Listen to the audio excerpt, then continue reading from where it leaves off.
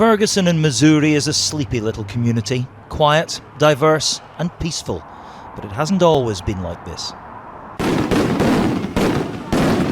In August 2014, the whole world came to know this small town's name. A young black man had been shot by a police officer, his body left in the road for hours. Before long, public anger boiled over and spread.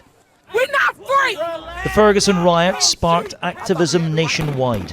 The Black Lives Matter movement was born on these streets, and it'll prove a major challenge for Donald Trump because the simmering tensions here are still common across this country. In a bar in the town, I met with two men who found themselves at the centre of the chaos. Tom Jackson was Ferguson's police chief at the time, but resigned when a government report found his force to be institutionally racist. A stitch-up, he says. He was hung out to dry by an Obama administration who backed protesters over police. They treated us like the enemy, and they did that from the very beginning. I think we were just thrown under the bus. I have never in my life seen law enforcement just kicked to the curb so quickly as it seemed like the collective of government did. His colleague Kurt Frizz was in charge of the SWAT teams in Ferguson. He's still in uniform and says fellow officers are delighted they'll be serving a new president from tomorrow. I think everybody's it's optimistic right now in law enforcement. I think everybody's anxious to get through the inauguration and move beyond that, and I think it's optimistic for the future.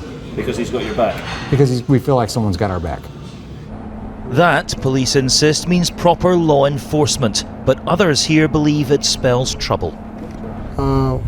Where this big black spot is where his body lay. He was shot here? Right here. You just passed. Activist Tory Russell came to Ferguson after Michael Brown's death and helped lead the protests for months. He believes Trump's election victory has emboldened the police already. You can feel it, he says. His is an extreme voice, but he insists he and others in these suburbs are prepared to meet force with force. In my belief, if it's more police killing, more police aggression, then after a while black people are going to raise up. And in Ferguson's and in Baltimore, it's going to be every day.